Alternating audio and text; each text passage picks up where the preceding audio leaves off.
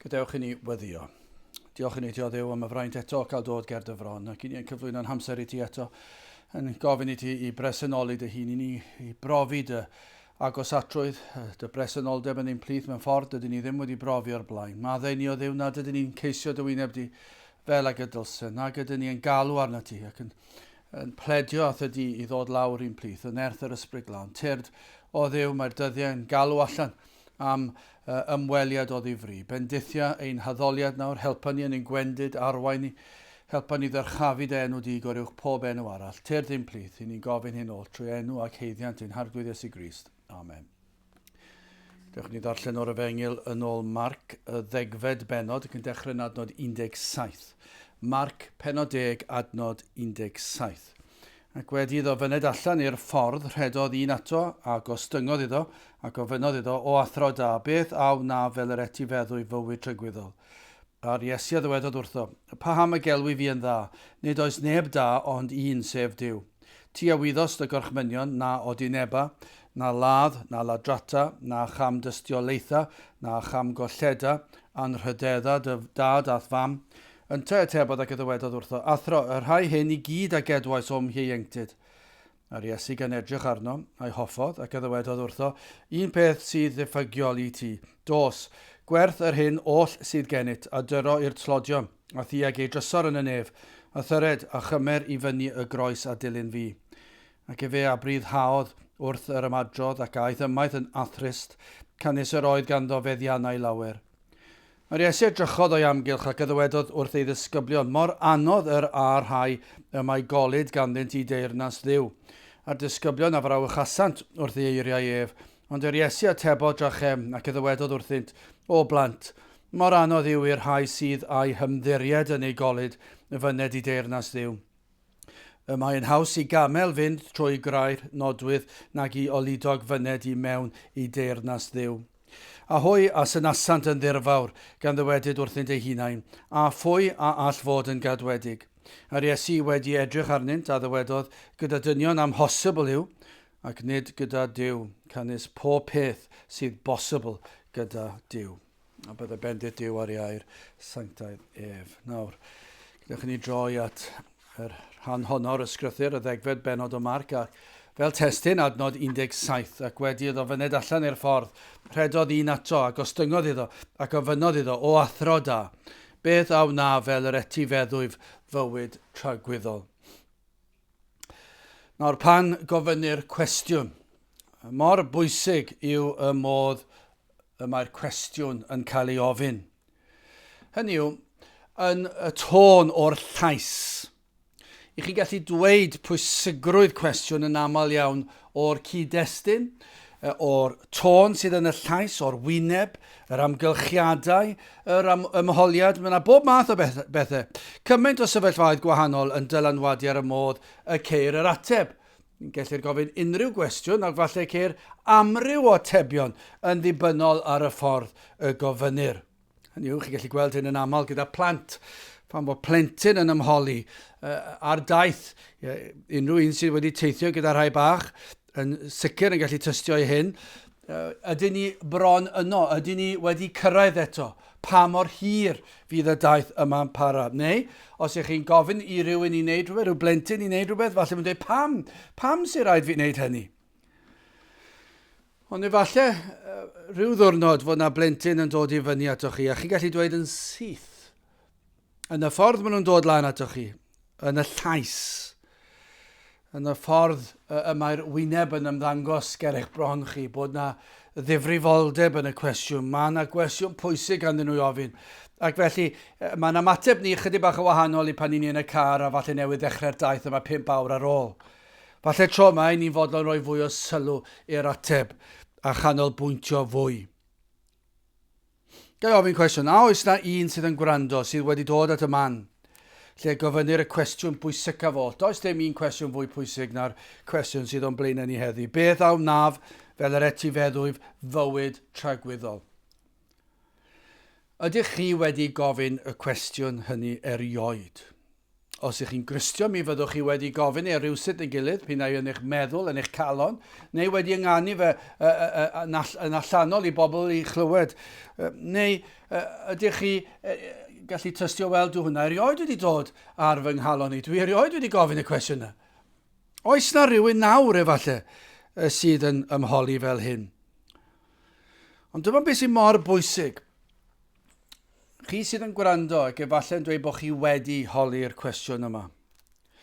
Mae rhaid gofyn sut wnaethoch chi ofyn y cwestiwn. Pam wnaethoch chi ofyn y cwestiwn? Beth oedd tôn eich llais yn gofyn y cwestiwn? Neu falle'n bwysicach oll, beth oedd tôn llais eich calon? Beth oedd y gri fel? Oedd na gri? Oedd na pledio? Oedd na rhyw fath o saib a baich yn y cwestiwn? Mae mor bwysig gwybod sut wnaethoch chi ofyn y cwestiwn. Achos o'n bosib i rai ofyn y cwestiwn, ond dim ond hanner eisiau gwybod yr ateb. Ond nid yw hwnna'n bosib. Ni'n sicr bod hwnna'n bosib, achos fedra i ddweud, fe nes i ofyn y cwestiwn sawl gwaith am ynghalon ni, ond dim ond hanner eisiau gwybod yr ateb oeddwn ni. Mi roedd y fel rhyw fath o swiriad ysbrydol yn fachos i. Mi roeddwn ni yn ymholi yn fy nghalon, sut fedra i ddod yn Gristion, sut fedra i cael sicrwydd cadwedigaeth. Ac eto gyd, oeddwn ni ddim mor o ddifrif am y mater i fynd i wneud rhywbeth am y peth yn y fan ar lle. Mi roeddwn ni'n aml iawn yn codi fyny ac yn parhau ac yn meddwl am rhywbeth arall, yn gwrando rhywbeth, gwylio rhywbeth, yn gwneud rhywbeth arall ac yn anghofio amdano fe tan y tro nesaf. Rhyw fath o hanner eisiau clywed yr ateb. Mae'n bosib gofyn gan yn gwybod dyna beth chi fod i ofyn, ond yw hwnna'n wir, yn enwedig, efallai mewn aelwydydd Cristnogol, neu efallai pan mae'n gyfaith sydd yn agos iawn atom, efallai dod i wybod mai dyna yw'r cwestiwn fe ddylen nhw fod yn gofyn. Falle'n gofyn eisiau plesio anwylid i ni, eisiau plesio nhw trwy ofyn y cwestiwn. Ni'n gwybod bydd hwnna'n ei gwneud nhw'n hapus ac felly mae hwnna'n gymhelliad i ni'n gwybod mae hwnna'n rhywbeth neis i ni eisiau gwneud i rwy'n arall deimlo'n braf ac yn hapus ac felly rhai yn gofyn y cwestiwn achos nhw'n gwybod fe mam a dad, brawd neu chwaer neu beth bynnag yw yn fodlon i byd ac yn hapus i glywed a fod nhw'n gael anogol bod ni wedi gofyn y fath cwestiwn a falle dyna beth sy'n tu ôl i'r cwestiwn eisiau plesio nhw. Sawl un wedi bod felly. Mae rhai yn gofyn y cwestiwn achos maen nhw am wybod yr ateb. Ond dyma beth dwi eisiau rhybuddio cyn i ni fynd cam ymhellach. Y mae dal yn bosib profi bod rhain yn y diwedd wedi ymholi mewn modd anigonol. Hyd yn oed fod nhw wedi gofyn y cwestiwn ac eisiau gwybod yr ateb. Ond mae'n dal yn bosib i hyn profi fod yn anigonol. Achos rhaid bod yr ymholiad yn y galon, ond nid yw gofyn ar ben ei hun pa bynnag mor ddidwyll dyw e ddim yn ddigonol. Dyw gofyn y cwestiwn ddim yn ddigon. Bod gofyn y cwestiwn a bod chi wir eisiau ffeindio mas. Dyw e dal ddim yn ddigon achos chi'n dod yn fyr. Chi wedi gofyn y cwestiwn ond chi ddim wedi mynd ymhellach. Peidiwch â dibynnu ar y ffaith eich bod wedi gofyn. Nawr ein gweddi ni heddi yw bod un o leiaf yn gofyn y cwestiwn yn y dyddiau yma, mor falch fyddwn ni clywed rhywun sydd yn fodlon dod i oedfa, fodlon gwrando ar un o'r oedfa yn ar y we. Byddwn ni'n llawenhau cael clywed. Ni'n clywed am yr miliynau o bobl sy'n gwylio sothach ar y we, ac ein gweddi ni yw, na fyddwn ni'n gallu cael un neu ddau ychwanegol i wrando ar oedfa ar y we. Ac yna, beth nhw'n gofyn y cwestiwn, beth sy'n rhaid i mi wneud i fod yn Gristion? Mwyn etifeddu bywyd tragwyddol? Byddwn ni'n llawenhau dod i'r fan honno bod rhywun o leiaf yn gofyn y cwestiwn, ni ddim yn ei glywed heddi.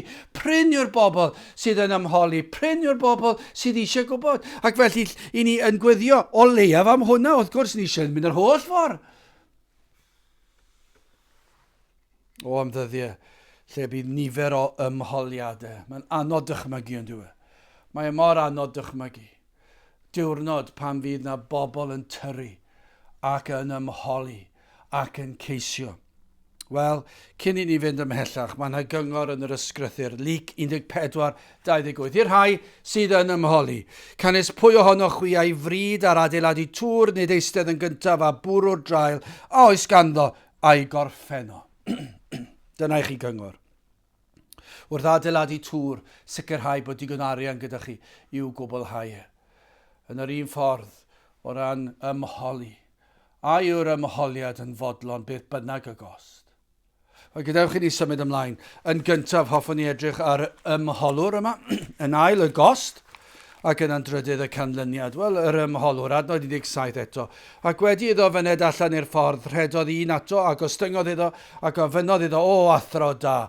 Beth aw na fel yr etifeddwy fywyd tragwyddol. Nawr, mae yna lawer o wersi yn y modd y dath y gŵr ifanc cyfoethog yma at yr Iesu. Yn sicr mi fydde wedi bod yn berson adnabyddus, mi fydde pobl yn gwybod amdano, yn uchel ei barch, yn arweinydd ac yn ŵr cyfoethog. Felly siwr o fod yn berson poblogaidd iawn hefyd. Ond mae'r ffaith iddo ddod at yr Iesu yn rhedeg ac yn ymholi yn dweud llawer i ni. Mae e'n dangos bod yr ymholiad yn un o ddifrif. Mae e wir eisiau gwybod yr ateb. Nid chwarae y mae'r gŵr ifanc yma. Nid chwarae hyd yn oed ar lefel crefyddol fel mae llawer yn dweud y geiriau iawn ac yn y blaen. Mae e'n dod ac mae e'n rhedeg o flaen bydd y pobl wedi weld ac yn gwybod amdano ac yn siarad amdano fe. Welwch chi fe ath at yr Iesu ac fe redodd Yr un parch, y mawr i barch, fe nath redeg ac ymholi. Ac felly mae'n gosod o'r neilltu difrifoldeb, ei statws Cymaint yr awydd i dderbyn ateb yw gwestiwn. Roedd yr awydd yna i wybod sut i gael bywyd tragwyddol. Mae e'n awydd clodwiw yn diw. Mae e wir yn gofyn rhywbeth da. Yr un peth pwysicaf oll. Does dim i fwy pwysig. Felly chi gallu dweud, roedd yna awydd yna, mae'n sicr bod yna awydd yna, achos doedd dim ots gyda fe, be fydde pobl yn dweud amdano fe yn y ffordd y dath Mae e'n glodwiw. Ac fan hyn yn y dod, mae'n arwydd fod y gŵr ifanc yma yn newynu ac yn sychedu am bethau Duw. Mae yn sychedu am materion ysbrydol, mae e'n meddwl am y tragwyddol ac mae'n gofyn y person iawn wedi dod at y gŵr cywir, mae wedi gwneud y pethau cywir, fe ath i'r man gorau am yr ateb, fe ath at yr Iesu ei hun. Nawr, gai ofyn. Oes na un yn gwrando sydd gyda'r fath awydd. Eich bod yn aml yn pendroni ar faterion tragwyddol, ysbrydol, i chi amglywed yr efengil. Mae diddordeb da chi, falle dos neb arall yn ymwybodol o'r peth, ond i chi yn gwrando. Falle nawr, os ych chi'n gwrando ar yr oedfa hon yn fyw, ar brynhawn Sul, pa mae'n cael ei ddarlledu. Falle bod chi yna gyda'ch teulu, ond chi eisiau rhoi yr ymddangosiad bod chi ddim yn gwrando, ond bod na wrandawiad, ond chi ddim eisiau cydnabod y peth, a bod chi yn dechrau meddwl am y pethau mae fwy. Ac chi yn ymholi, ac mae yna awydd o leia falle, ac chi yn falle'n darllen fan hyn fan draw ac yn gwrando. I chi'n ymwybodol o'r gwacter yn eich enaid, ac falle bod yna faich yn pwyso arnoch chi, falle bod chi'n poeni am gwahanol bethau. Poeni am fywyd yn y byd yma. Mae'n ddyddiau dyrys yn diwe. Mae'n ddyddiau tywyll. A dyw'r byd ddim yn rhoi llawer o obaith. Ac mae'r efengil yn cynnig obaith i chi. Ac felly, sut i chi'n ymateb? A ydych chi yn dechrau meddwl am y peth yma? Wel, roedd y gŵr ifanc yma. Nid yn unig yn gofyn cwestiwn cywir, ac fe ath i'r person cywir i'w ofyn Roedd y gŵr ifanc yma hefyd yn ŵr moesol iawn. Roedd e'n ddyn da. I ni'n darllen hynny o'r 20 adnod yn tebod ac eddywedodd wrtho. Athro, yr rhai hyn i gyd a gedwais o ymheiengtid. Hynny yw fe gadwodd gyfraith yn ei farnau. Gwybu'r gyfraith, roedd e'n gwybod am y gorchmynion. Ac fe gredodd iddo gadw'r gyfraith. Falle bod yna rhai sy'n gwrando meddwl eich bod chi'n dda. Eich bod chi wedi cadw at gyfraith gwlad. A beth yw'ch barn chi am gyfraith Duw? Eich bod chi'n foesol, bod chi'n mynd i'r capel, bod chi'n i fyddhau eich rhieni chi, a bod na bentwr bethau i chi yn credu bod chi wedi cyflawni ac ar y cyfan i chi'n eitha da. Ond sylwch hwn, gyda'r gŵr ifanc yma yn yr ysgrythyr, i ni'n gweld dau fethiant amlwg yn gweiddi mas amdano fe. Yr un cyntaf yw hyn, yr oedd na ddiffyg yn ei ddealltwriaeth o'r gyfraith. Mae'n ddigon hawdd dweud bod chi wedi cadw'r gyfraith yn arwynebol, na ladd a chi ddim wedi lladd neb erioed. Ond dyma beth sydd yn biti mawr fan hyn, doedd y gŵr yma ddim wedi gweld ei bechod, doedd ddim wedi deall y gyfraith, oherwydd y mae'n credu iddo gadw'r gyfraith. Oes na rhywun sy'n gwrando sy'n meddwl bod chi wedi cadw'r gyfraith, achos dydych chi ddim. I ni gyd wedi dod yn fero o gonion Duw. I ni'n torri cyfraith Duw trwyddi draw. Hyd yn oed os nad ydyn ni wedi lladd neb, i ni wedi lladd ar rhywun. Mae'r awydd wedi bod yn ein celonau o gasineb. Ac felly mae'n ddigon rhwydd falle meddwl yn arwynebol, wel, dydw i ddim wedi wneud hynny. Ond os ych chi wedi methu ar un yn arwynebol, ych chi wedi methu a chi wedi torri cyfraith Duw, ond wrth gwrs i ni'n gwybod i ni wedi dod yn fyr o'r cyfan. Mor fyr i ni o gonion Duw. Ac i ni ddim yn dod yn agos at gadw at gyfraith Duw. Ond oedd y gŵr ifanc yma'n meddwl. Yn tebodd y gyddwedodd wrtho, athro yr rhai hyn i gyd ac edwais o'm hienctid. Mae'n gweiddi allan fan hyn, diffyg dealltwriaeth. Dyw'r gŵr yma ddim wedi weld e, dwi ddim wedi gweld ei hunan, dwi ddim wedi gweld ei hunan yng ngoleinig o goniant Duw, dwi ddim wedi gweld ei bechod, mae e'n meddwl ei fod e wedi cadw'r gyfraith. Ac yn ar ail broblem, ni'n gweld Mathew 19 adnod 20, y gŵr ieuanc a ddywedodd wrtho, mi agedwais yr rhai yn oll o'm hienctid. Sylwch hwn, beth sydd yn eisiau i mi eto? Dyna'i broblem nesaf fe. Nid yn unig iddo gredu ei fod wedi cadw'r gyfraith, ond credodd y gall ychwanegu at y gyfraith. A gall e wneud hynny ei hun. Roedd e eisiau gwybod pa focs arall sydd angen iddo fe ticio.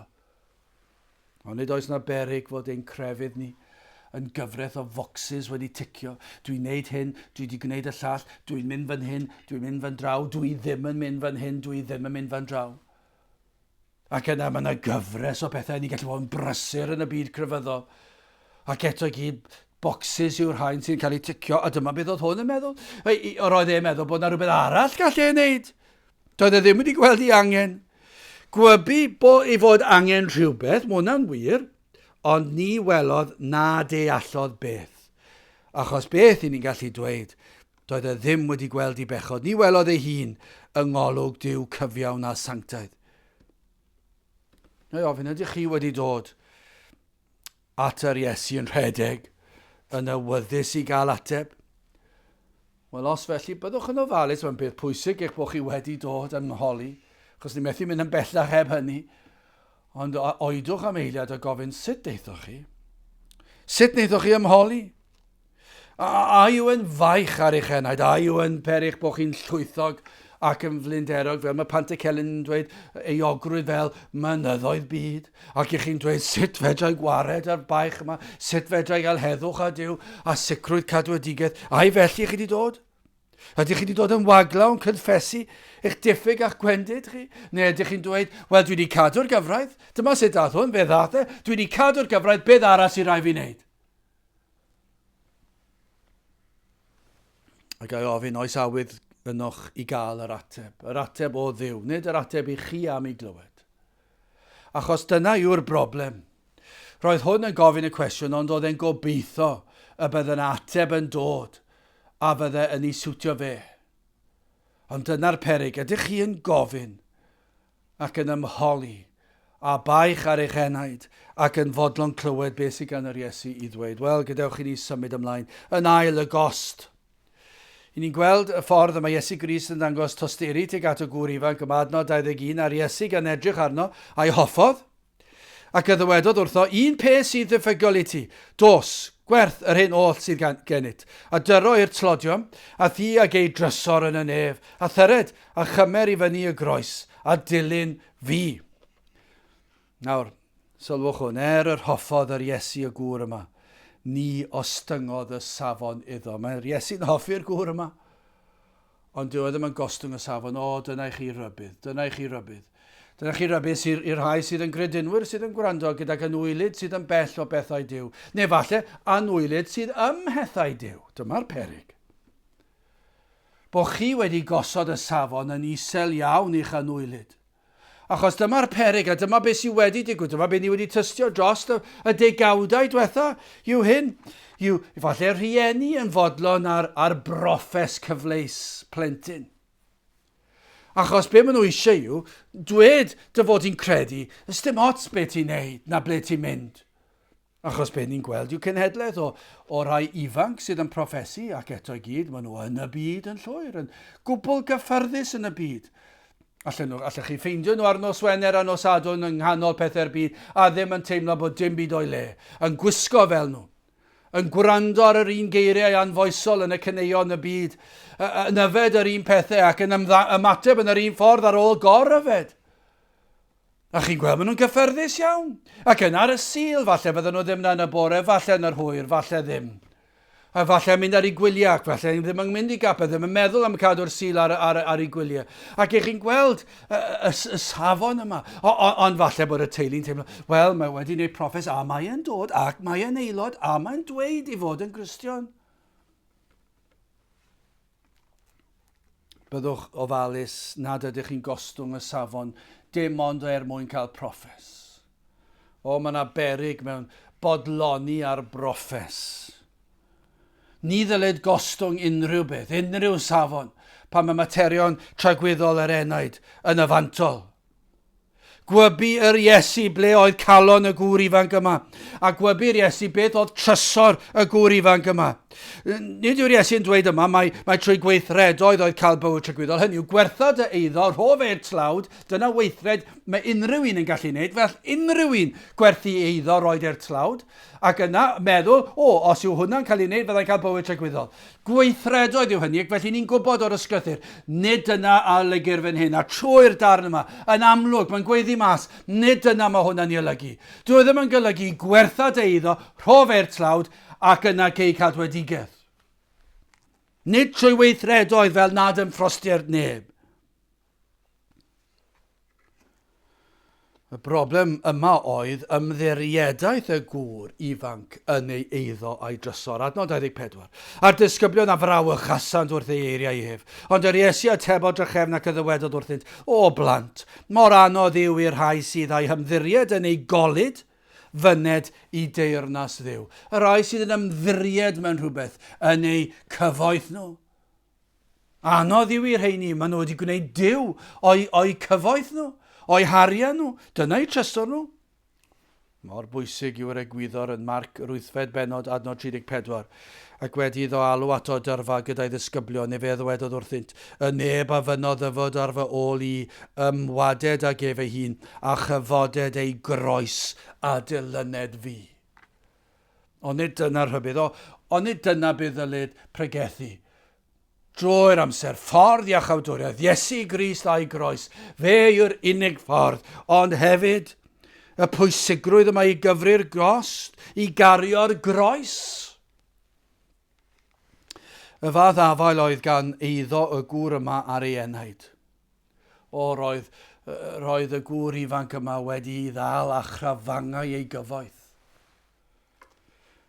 Gai ofyn, beth yw eich trysor chi? A'i cyfoeth yw e fel y gŵr yma? Neu falle breuddwyd o gyfoeth, mae hwnna'r un peth, ond dyw e. Mae'n ffaith nad oes ganddo ni gyfoeth, dyw e ddim fan hyn neu fan draw, achos falle bod ni'n dyheu ac yn breuddwydio ac yn meddwl a chynllunio am ffyrdd i gael mwy o bethau'r byd. Efallai materion y cnawd yw e, sut ych chi'n edrych? Prydferthwch naturiol, a sut ti'n gallu gwneud ein hunain i edrych yn fwy prydferth efallai, cryfder corfforol. Ond nid yw e yn rhywbeth mawr yn yr oes yma, cadw'n heini, mynd i'r gampfa, ymarfer cyson, codi pwysau, edrych yn dda, bwyta'n iach, a'i dynach diw chi, a'i dynach trysor chi. Mae'n rhyfedd yn diwe, mae'r pobl sy'n bwyta mwyaf iach, dal yn mynd yn sal, wrth gwrs mae'n bwysig bwyta'n iach, ond peidiwch â gwneud diw ohono fe. Mae rai pobl yn gwybod popeth am bob un math o fwyd allech chi gael. Poblogrwydd, hwnna rhywbeth arall yn ddiw arall yn diwe. Poblogrwydd, hyd yn oed drael rhywun arall ac yn tynnu rhywun arall lawr mwyn I chi fod yn fwy poblogaidd. Dyna diw rhai. Gallu, mae yna lawer ond oes yn edrych lawr ar bobl eraill achos maen nhw'n llai galluog. Ond mae Duw yn ei ragluniaeth wedi rhoi gallu I chi gallu gwneud ambell I beth yn well na bobl eraill. Ond yna I chi'n ymbalch I edrychwch ar fy ngallu fi. Doniau y myd chwaraeon, gallu cicio pel yn bellach, gallu dal pel yn well. Dyma'r fath o ddiwiau, maen nhw'n real ond dyn nhw. Dyna'r diwiau sydd I gael. Fel cenedl I ni'n addoli'r rhain I gyd. Yr hyn I ni'n dysgu yma yw y disgwyl sydd o bob disgybl yr Iesu. Disgwylir parodrwydd I ymwahanu o unrhyw neu pob un o'r trysorau yma osgorch mynir. Achos yr oedd yr arglwydd Iesu yn gwybod beth oedd trysor y gŵr yma ac felly mae'n taro'r hoelen ar ei phen. Mae'n rhoi yr her i'r gŵr yma, mae'n gweld I gael o'na fod e'n caru rhain fwy na'r arglwydd Iesu. Mae'n caru rhain mwy na'r awydd I gael heddwch a Duw a sicrwydd cadwedigaeth. Nawr wrth gwrs dydy Duw ddim yn gorchymyn hyn bob tro I ni werthu'n heiddo I gyd. Dim dyna'r wers fan hyn. Ond beth mae yn dangos I ni yw hyn. Lle mae'r pethau yma'n ddiw I ni. Bod dylse fod parodrwydd I droi cefn ar y pethau yma. Os I ni wir ag awydd. Os wir awydd sicrwydd cadwedigaeth cael yr arglwydd Iesu fel eich gwaredwr chi. Fe fydde unrhyw beth yn fod chi fodlon troi cefn ar unrhyw beth mwyn cael yr Iesu. Adnod 23 ar Iesu edrychodd o'i amgylch ac addywedodd wrth ei ddisgyblion. Mor anodd yr rhai mae golyd ganddynt I deyrnas Dduw. Duw y gŵr yma oedd I gyfoeth ac mae'r arglwydd Iesu'n dweud mor anodd. Yr rhai mae golyd ganddynt I deyrnas Dduw. Os cymerith unrhyw beth, unrhyw un le Iesu Grist, yna ni ellir mwynhau bendithion yr Efengil. Dyna'r gwirionedd y mater fan hyn. Os unrhyw beth yn cymryd Iesu Grist o'r safle honno, y safle pennaf ar yr orsedd, o'n cylonau ni, yna ni ellir mwynhau bendithion yr Efengil. Dwi'n meddwl bosib. Achos mae'r pethau mae'n rwystyr. Chi methu cael rhyw ddiw arall ar arglwydd Iesu fel arglwydd ar eich bywyd chi. Ni cheir mynediad i'r nefoedd tra fod y pethau yma yn eich calon chi. Amhosib yw bwrdwn y neges. Dyna be mae'r Iesu'n dweud. Adnod 25. Mae'n haws I gamel fynd trwy'r grair nodwydd nag I olidog fened I fewn I deyrnas Dduw. Hynny yw, mae'n amhosib. Mae'n amhosib I gael Duw arall ar arglwydd Iesu fel gwaredwr. Gai ofyn os dyheuad yn eich calon I fynd i'r nefoedd. Os felly, cyfrwch y gost yn gyntaf. Gofynnwch I chi na'n beth yw eich Duw chi. Beth I chi'n I garu fwy na dim byd arall. Beth yw eich trysor chi. Cyfrwch y gost. Wrth ymholi, cyfrwch y gost yn gyntaf. Edrychwch I weld faint yw yr awydd. Dyma be mae J.C. Ryle yn dweud am sancteiddrwydd. Gwrandewch ar hwn. I'r Cristion, mae yna elynion i'w orchfygu. Os ych chi'n ceisio nawr, sylwch hwn. Fel Cristion, mae gennym elynion i'w orchfygu. Brwydrau i'w hymladd. Aberth i'w wneud. Mae'n aberth. Aifft I ymadael. Dyna chi fain tramgwydd I lawer. Ddim yn fodlon gadael yr aifft. Ddim yn fodlon troi cefn ar y byd a'i deganau, a'i synau, a'i miri, a'i partion. Mae yna aifft I ymadael. Anialwch I rodio trwyddi. Fydd yna gyfnodau, mae'n mynd I fod yn unig, mae'n mynd I fod yn boeth, mae'n mynd I fod yn anodd. Croes i'w chario, ras i'w redeg, fe fydd yna cost o'ch hunan gyfiawnder. Bydd rhai taflu I ffwrdd eich balchder, eich meddwl uchel ohonoch eich hun. Does dim lle I hunan gyfiawnder dim mwy. Does dim lle dych chi feddwl yn well ohonoch chi eich hunan. Mae'r gost yn cynnwys eich pechod. Dydyn ni ddim yn cael chwarae gyda'n pechod dim mwy. Dyma'r gost. Rhaid edifarhau. Rhaid troi o'n pechod. Bydd disgwyl I chi droi cefn a gadael pob un gweithred annwyl sydd yn dramgwydd I Dduw. Dyna'r disgwyl. Ydych chi'n fodlon gwneud hynny? Bydd y gost yn cynnwys eich cariad at fywyd o esmwythra. Bydd angen gofalu am ymddygiad dydd a nos o esmwythra. O, mae mor neis pan i chi wedi blino ac eistedd lawr o'ch trad lan. Ond yn ysbrydol, does dim lle i hynny. Ond nid yw'n wir, mae yna lawer eisiau cael bywyd esmwyth yn y byd, yn y ffydd Gristnogol. Ac yn aml iawn fel hyn, ddim yn trymgwyddo neb, ddim yn crybwyll bod unrhyw beth yn anghywir, o mae mor hwydd yn diwe.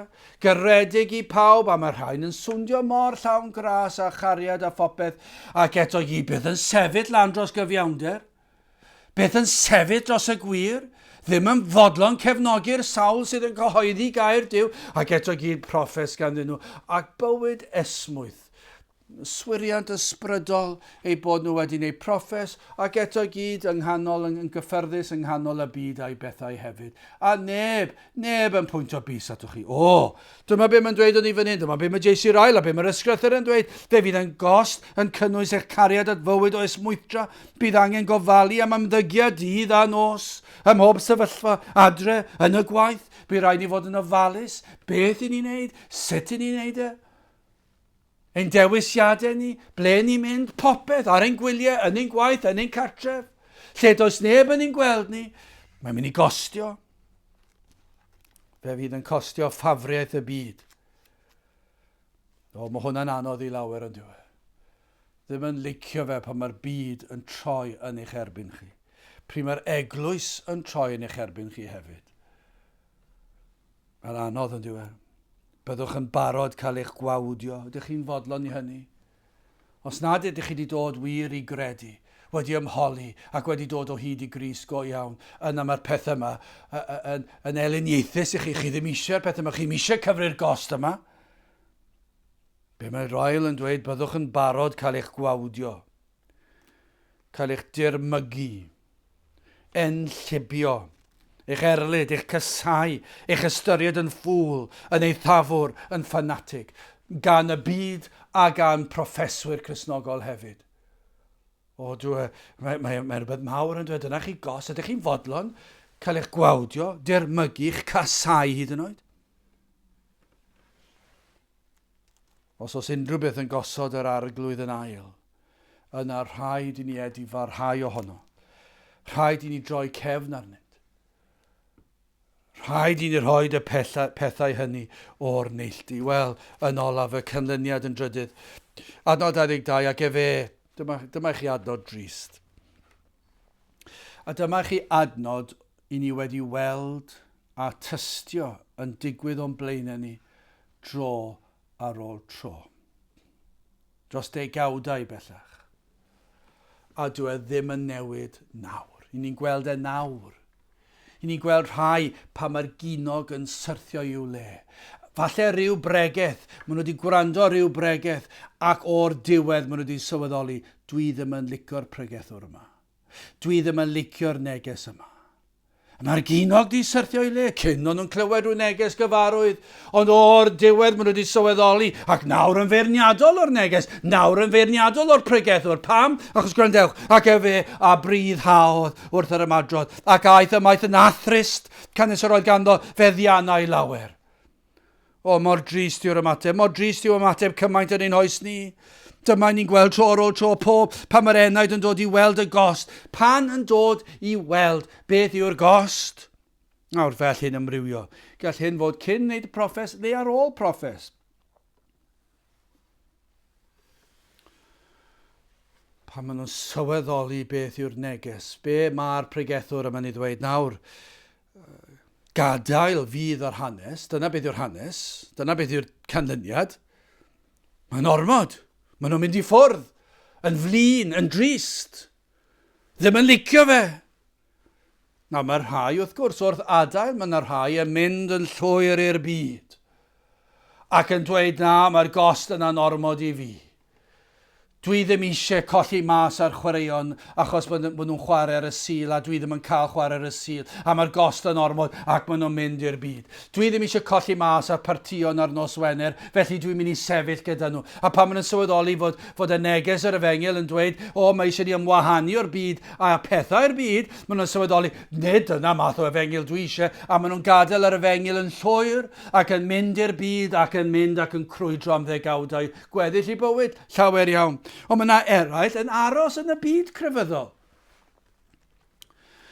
Maen nhw'n mynd i ffwrdd yn drist ac yn flin o'r oedfa maen nhw'n newydd glywed y neges pan mae'r ginog di syrthio i le, ond nawr mae'r rhain yn ymadael ac yn gadael ac yn mynd i ffwrdd, ond nawr maen nhw'n mynd i chwilio am gapel arall. Capel sydd yn pregethu efengil llai costus ac mae'r rheina'n rhemp yn bobman. Maen nhw dros y lle i gyd. Oedfaon sydd yn llawn hwyl, emosiwn, teimlad, proffesiynoldeb, beth bynnag yw e, gyfeillgar, hwylus, gemau, chwarae, ddim yn feirniadol, gadael i fynd ar y sil i ffwrdd, gadael i fynd ar nos Wener, gadael chi wneud pob math o bethau, dim os chi ddim yn dod i'r cwrdd y gweddi, ac maen nhw'n mynd i gapel sydd yn rhoi llai o ddisgwyliadau. A maen nhw wedi troi cefn ar yr efengil sydd yn rhoi dangos beth yw'r gost, ond maen nhw'n mynd ar gapel arall efengiledd hyd yn oed sydd yn rhoi disgwyliadau llai. Proffes yn unig i ni eisiau mae'r capeli yna'n dweud. Capeli sydd yn caniatáu bydolrwydd. Mor drist o feddwl am rai sydd yn dod fel hwn. Yn rhedeg ac yn ymholi ac yn edrych mor addawol. Efallai ambell i ddeigryn, ond ych chi'n gwybod fod yna rhywbeth mawr o'i le pan maen nhw'n sylweddoli beth yw'r gost ac maen nhw'n troi cefn a mynd i'r byd neu mynd i gapel ysgafnach. Mae mor drist ac i ni wedi gweld e tro ar ôl tro ar ôl tro. Roedden nhw'n ymddangos yn barod i gyfri'r gost, ond yna dath rhywbeth yn dod, fe dath rhywbeth ar ei traws, roedd y gost yna yn ormod. Roedd rhywbeth wedi dod yn fwy o drysor iddyn nhw na Iesu Grist, ac felly maen nhw wedi gostwng a maen nhw wedi troi at y pleser arall yma, ac maen nhw'n troi cefn ar Grist. Y gwir Grist nawr. Wrth gwrs, falle bod nhw'n parhau neu proffes, neu beidio, ond y broblem fan hyn yw dyn nhw wedi deall na ddo. Os ydyn nhw ddim wedi cyfri'r gost. Lyc 13, adnod 23-24. A dywedodd un wrtho arglwydd, ychydig yw yr rhai cedwedig, ac fe ddywedodd wrthynt, ymdrechwch am fyned i mewn drwy'r porth cyfing, canis llawer meddaf i chwi, a geisiant fyned i mewn, ac nis gallant. Dyna chi rybydd? Ymholodd, ceisiodd y gŵr ifanc cyfoethog, ond fe fethodd, ac fe ath i ffwrdd yn drist, cyfoeth yn ei ddal yn ôl. Chi sydd yn gwrando heddi, beth sydd yn eich dal chi nôl? Pa drysor sydd yn ormod i chi? Mor drist yw hyn. Chi'n barod i golli'ch enaid, colli bywyd tragwyddol, colli heddwch a Duw oherwydd eich ffrindiau falle, eich chwant bersonol. Gwel y disgyblion pa mor anodd oedd i enaid gael ei achub adnod 26 a hwy a synasant yn ddirfawr gan ddywedyd wrthynt ei hunan. A phwy a all fod yn gadwedig. Mae hwnna fel y byd efengylydd heddi. Pwy all fod yn gadwedig os ych chi'n pregethu fel hyn? Os ych chi'n rhoi disgwyliadau fel hyn? Mae pregethu fel hyn yn gyrru pobl i ffwrdd. Os ych chi'n cael oedfa fel i'ch chi'n cael, sneb yn mynd i eisiau dod mewn o'r byd, dyn nhw'n mynd gyfarwydd a gwisgo siwt, dyn nhw ddim yn gyfarwydd a bod yn dawel, dyn nhw ddim yn gyfarwydd a eistedd i ddarllen a sefyll i ganu a aros i'w weddi a gwrando ar bregeth am 45 munud. Ac maen nhw'n dweud, i chi wneud yr iano, pwy all fod yn gadwedig, maen nhw'n dweud, i ni'n gorfod cario cyfraith y byd trwy dulliau mwy modern, dyna beth maen nhw'n dweud. Ond y broblem yw, dyn nhw ddim yn cyhoeddi'r efengil mae Iesu Grist yn ei ffregethu. Ond yr hyn i ni'n dysgu yn y darn yma, mae'n fwy nag anodd. Pwy all fod yn gadwedig, mae'n fwy na anodd. Mae'n amhosib. Adnod 27, ar Iesu wedi edrych arnynt a ddywedodd, gyda dynion amhosibl yw, ac nid gyda Duw, cynnwys pob peth sydd bosibl gyda Duw. Ni all dyn achub ei hun. Dyma lle chi'n gweld y dirgelwch yma. Dirgelwch yr efengil. Mae'r cyfan yn gwneud synwyr. Ond pan ych chi'n defnyddio'r rhesymeg ddynol, dyw e ddim, nag yw. Ond yn ysbrydol mae e. Ni all dyn achub ei hun, ond mae Dyw yn abel i wneud yr hyn sydd yn amhosibl. Dyna beth ni'n dysgu fan hyn. A gorod yw ffordd lle gall pechadur gael ei achub. Mae yna ffordd fod e'n amhosibl i ddyn, ond mae Dyw wedi gwneud yn bosibl. Fe agorodd ffordd lle gall pechadur gael ei achub o bechod, o farwolaeth ysbrydol a thragwyddol. Dyma'r pwrpas dadd Iesu Grist i'r byd. Fe gadawodd ei adref yn y nef, i fyw yn ein lle ni, i farw ar y groes trosom ni. Dyma beth nath adael y nefoedd i ddod lawr i'r ddeiar. Mwyn byw, ein mwyn ni, mwyn bodloni'r tad, mwyn cadw'r gyfraith, mwyn cymryd y gosb ar y groes. Mae beth rhaid i ni ddod at y man lle gwelwn ni mae Iesu Grist yn unig gall ein hachub. Dyma oedd problem y gŵr ifanc yma. Roedd e'n meddwl bod wedi cadw'r gyfraith, doedd e ddim. Ac yna roedd e'n meddwl gall e'n neud rhywbeth arall, doedd e ddim yn bosib, amhosibl. Ond y mae Dyw wedi gwneud yr amhosibl yn bosib. Fe sydd wedi gwneud hyn. A rhaid i ni ddod at y man lle gwelwn ni mae Iesu Grist yn unig gall achub enaid. Iesu Grist yn unig gall agor y ffordd. Dim ond oedd yn ddigon da. Fe gadwodd e'r gyfraith yn llwyr. Fe gadwodd e'r deg o'r chymyn. Fe gadwodd e'r cyfan yn un lle ni. Achos doedd ddim yn bosib i ni wneud hyn. Dim ond fe gall fod loni gofynion y tad. Ac felly dim ond fe gall fod yn ben ar ein bywydau ni. Dylse'r Iesu fod yn bob peth i ni. Achos Iesu Grist sydd wedi ennill iachawdwriaeth i ni.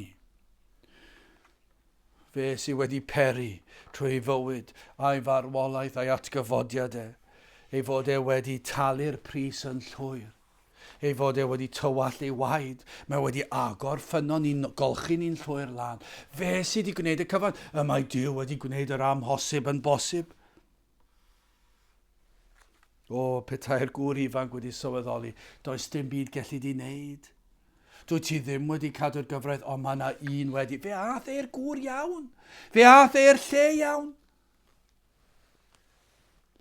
Ond fe ath e ffwrdd yn drist. Am ffolineb i ddewis pleserau gwag y byd, sydd am dymor yn unig, tymor mor fyr ac yna colli'r nefoedd. Y byddwch chi'n cyfri'r gost, yn gweld gwerth y trysor yma. Mae llawer mwy gwerthfawr i Iesu Grist na holl deganau'r ddaear. Na fyddwch chi'n gadael. Na fyddwch chi yn gadael yn drist ar ôl gweld fod y gost yn ormod. Dyn ni ddim eisiau gweld neb yn neud. Dyn ni wedi gweld gormod yn gwneud hynny. A ni'n gweld rhai wneud yn awr. Rhai sydd wedi gwneud proffes ac wedi sylweddoli beth yw'r neges. Ac wedi gweld mae hwn yn ormod o gost i fi. Dwi ddim eisiau sefyll gyda'r rhain mwyach ac maen nhw'n mynd i rhywle arall.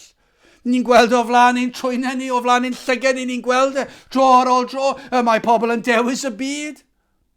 Na fyddwch chi'n dod ac yn gweld ffolineb y fath beth ac yn gweld prydferthwch yr Iesu. Yn dod i weld fel mae'r mynydd yn dweud, Iesu, Iesu, rwy ti'n ddigon, rwy ti'n llawer mwy na'r byd, mwy trysorau sy'n dy enw na thrysorau'r India i gyd, oll yn gyfan, ddaeth i meddiant, gyda'm Dyw dychmygwch petai'r gŵr ifanc yma wedi sylweddoli hynny. Na, roedd ei gariad at ei gyfoeth yn ormod. Gwyn a gwridog yw fy arglwydd, gwyn a gwridog yw ei wedd, brenin y brenhinoedd y Dyw, yma ath i draw i'r bedd, mae dy degwch wedi fy ennill ar dy ôl. Ydych chi'n gallu dweud hwn? Mae gwedd dy wyneb grasol yn rhagori llawer iawn ar bob peth, a welodd llyged ar hyd wyneb dear lawn. Rhosyn Saron, ti yw tegwch, nef y nef. Ydych chi wedi dod at yr Iesu yn ymholi'r cwestiwn, yn gofyn y cwestiwn, athro da, beth aw na fel yr etifeddwy fywyd tragwyddol, ac yna wrth ddod at yr Iesu. Bod yr ymholi o'r galon ydy, ond bod chi pryn yn gallu codi'ch pen i fyny oherwydd y baich, yr euogrwydd fel mynyddoedd byd. Eich bod chi'n dod yn llwythog ac yn flinderog, ddim yn gwybod pa le i droi, ac yna chi'n clywed am yr Iesu, sydd wedi dod ac wedi byw bywyd perffaith yn eich lle, wedi marw ar y groes, ac chi'n dod o droed y groes, ac yna i chi, trwy nerth yr Ysbryd Glân, yn codi eich golygon tuag at y mynyddoedd, at y groes. Ac yna eich bod chi'n cyffesu mae gwedd, dy wyneb grasol, yn rhagori llawer iawn ar bob peth a welodd llyged ar hyd wyneb deiarlawn. Rhosyn Saron, ti yw tegwch nef y nef, a chi'n dod i weld fod Iesu Grist yn bob peth i chi. Ei fod yn arglwydd arnoch chi, yn waredwr i chi, fod yn gyfaill i chi, fod yn mynd i'ch arwain chi bob cam i'r nefoedd. Bod chi wedi dod ato, a'i fod wedi maddau chi. Y sawl sydd yn dod ato, dyw e byth yn troi neb i ffwrdd sydd yn dod fel hyn. Os ych chi'n dod fel hyn, ni fydd gwrthodiad fe fydd yn eich golch i chi. O na fyddech chi'n dod ato. O byddech chi'n dod ac yn plygu ger i fronnau ac yn cyffesu eich bod yn dod yn waglaw. Nid fel y gŵr ifanc yma'n dod, wel dwi wedi cadw'r cyfan, beth arall sy'n rhaid fi wneud. O, dewch yn waglaw. Cyffeswch eich gwendid. A phlediwch am faddeuant ac fe fydd na faddeuant. Ac yna fyddwch chi'n gallu ymuno Iesu, Iesu. Rwy ti'n ddigon. Rwy ti'n llawer mwy na'r byd. Mwy trysorau sy'n dy enw na thrysorau'r Indiau gyd. Oll yn gyfan. Ddaeth i meddiant gyda'm Duw. Gadewch i ni weddio. A nawr bydde di ras ein harglwydd Iesu Grist a chariad Duw a chymdeithas yr Ysbryd Glân fod gyda chwi oll hyd byth. Amen.